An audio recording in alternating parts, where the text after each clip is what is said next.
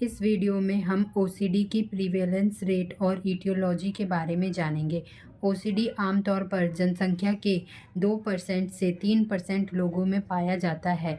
ये एडोलसेंस या अडल्टहुड से शुरू होता है और ये बचपन में भी शुरू हो जाता है, लेकिन बचपन में शुरू ओसीडी बहुत खतरनाक और गंभीर मानी जा सकती है।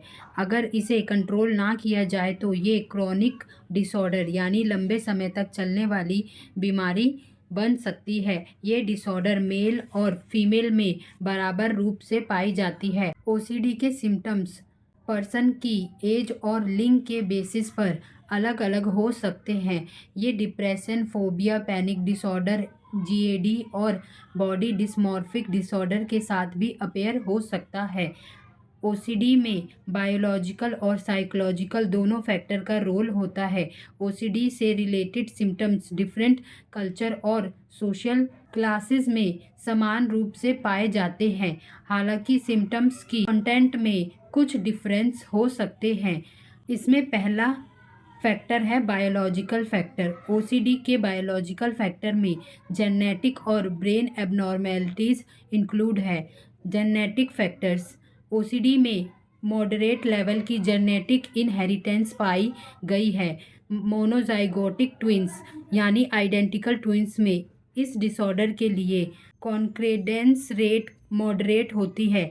ओसीडी और टोरेंट सिंड्रोम के बीच रिलेशन पाया गया है, जो ओसीडी के जेनेटिक बेसिस को मजबूत करता है। जिन बच्चों को टोरेंट सिंड्रोम होता है, उनके फर्स्ट डिग्री रिलेटिव्स में ओसीडी होने की चांसेस ज़्यादा होती है। ओसीडी बचपन में ऑटिज़म से भी जुड़ा होता है, जो एक जेनेटिक डिसीज़ है।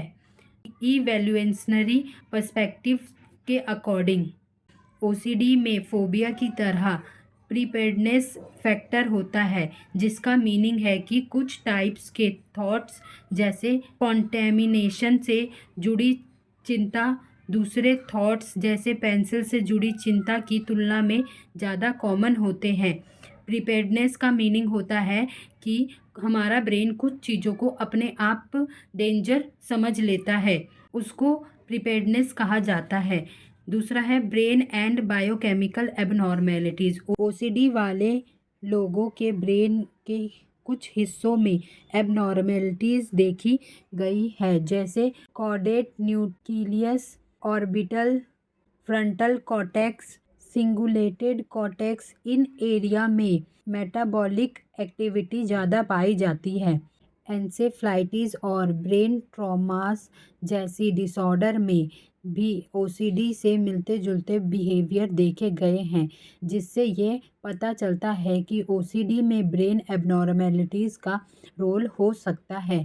सीरोटोनिन न्यूरोट्रांसमीटर की बढ़ी हुई एक्टिविटी और ब्रेन की कुछ स्ट्रक्चरल की सीरोटोनिन के प्रति सेंसिटिविटी भी ओसीडी से जुड़ी हुई है। अब इसके साइकोलॉजिकल फैक्टर को जानते हैं।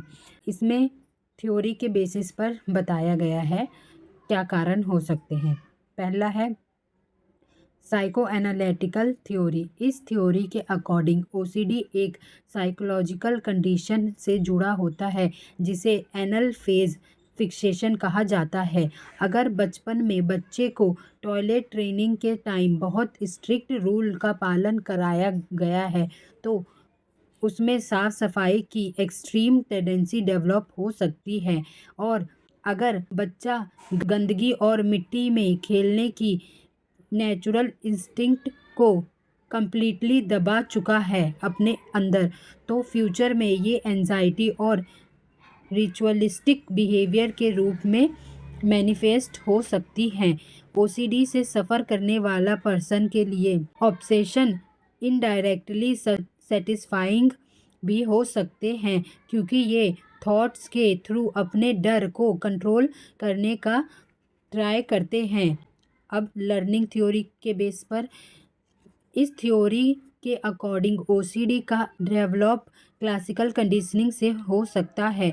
फॉर एग्जांपल, अगर किसी पर्सन को सड़क पर पड़ी गंदी चीज़ें देखकर डर लगने लगे और यह डर किसी दूसरे एंजाइटी के साथ जुड़ जाए तो वो ऑब्जेक्ट भी उसके लिए डरावनी बन जाएगी। अगर पर्सन की एंजाइटी और डर को किसी पार्टिकुलर बिहेवियर जैसे बार बार हाथ धोना से रिलीफ मिलता है तो वह बिहेवियर रेनफोर्समेंट का काम करती है और ओसीडी एक साइकिल बन जाता है। थेरेपी में ऐसे पर्सन को उन ऑब्जेक्ट के कांटेक्ट में लाया जाता है और उनके कंपल्शंस से बचाकर इस सर्कल को तोड़ा जा सकता है। Third, cognitive theory. इसके अकॉर्डिंग ओसीडी वाले पर्सन के मन में नेगेटिव ऑटोमेटिक थॉट्स आते हैं जो उनके ऑब्सेशन को बनाए रखते हैं। ओसीडी वाले पर्सन एक्सेसिव रिस्पॉन्सिबल और परफेक्शनिस्ट होते हैं जो उनके बचपन के ट्रेनिंग का रिजल्ट हो सकता है। अगर वह कोई नेगेटिव थॉट्स सोचते हैं तो वह इसे एक्चुअली में होने वाले काम से अलग नहीं कर पाते। इसे थॉट्स एक्शन फ्यूजन कहा जाता है, जिससे उनका मन टेरिबल कॉन्सिक्वेंसेस को इमेजिन करता है। एग्जाम्पल, अगर उन्हें लगे कि उनका कोई दोस्त एक्सीडेंट का शिकार हो सकता है तो वो इस थॉट को ऐसा फील करने लगते हैं जैसे उनके खुद के वजह से उनके दोस्त को नुकसान पहुंचा है। ओसीडी वाले लोग इंफॉर्मेशन प्रोसेसिंग में भी प्रॉब्लम फेस कर सकते हैं। उनकी मेमोरी पार्टिकुलरली डिस्टॉर्टेड हो सकती है जिससे वह ये नहीं समझ पाते कि उन्होंने कोई काम पहले से ही किया है या नहीं। इससे repeated behaviour disorganised thinking develop हो सकती है। ओसीडी के ट्रीटमेंट के लिए साइको एनालिटिकल थ्योरी या इंस्टिंक्ट थ्योरी इफ़ेक्टिव नहीं मानी जाती। इसके बजाय बिहेवियर थेरेपी और मेडिकेशन का यूज़ किया जाता है। रिसर्च बताते हैं कि बिहेवियर ट्रीटमेंट की सक्सेस रेट मेडिसिन के कंपैरिजन में ज़्यादा होती है। ओसीडी के लिए सबसे effective behaviour therapy exposure and response prevention है। इस थेरेपी में पेशेंट को उनके ऑब्सेशन का सामना कराने के लिए मोटिवेट किया जाता है। पेशेंट को कंपल्शंस करने से रोका जाता है ताकि वो एंजाइटी से राहत पाने के लिए रिचुअलिस्टिक एक्ट पर निर्भर ना रहे। बार बार डर का सामना करने से पर्सन धीरे धीरे हैबिचुएटेड हो जाता है और एंजाइटी के बिना नए एक्सपीरियंस को अपनाने लगता है।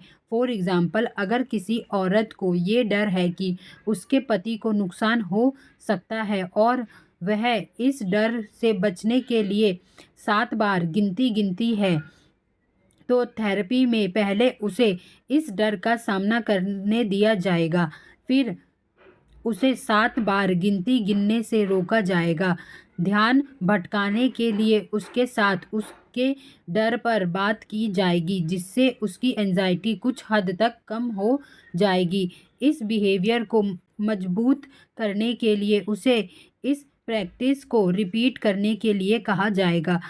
उसे घर पर प्रैक्टिस के लिए एक होमवर्क भी दिया जाएगा जिससे वो ये पता कर सके कि उसने कितनी बार सक्सेसफुली रिस्पॉन्स को रोका। धीरे धीरे वह इस बात पर विश्वास कर सकेगी कि उसकी ऑब्सेशन एंजाइटी बिना गिनती किए भी दूर हो सकती है। ओसीडी के ट्रीटमेंट में सबसे ज़्यादा यूज़ की जाने वाली मेडिसिन है क्लोमिप्रामीन और फ्लुओक्सीटिन, लेकिन इससे ठीक होने की पॉसिबिलिटी कम होती है क्योंकि जब दवा बंद हो जाती है तो सिम्टम्स फिर से दिखने लगते हैं। इसलिए ओसीडी के सक्सेसफुल ट्रीटमेंट के लिए बिहेवियर थेरेपी के साथ साथ दवा को भी जारी रखना ज़रूरी माना जाता है।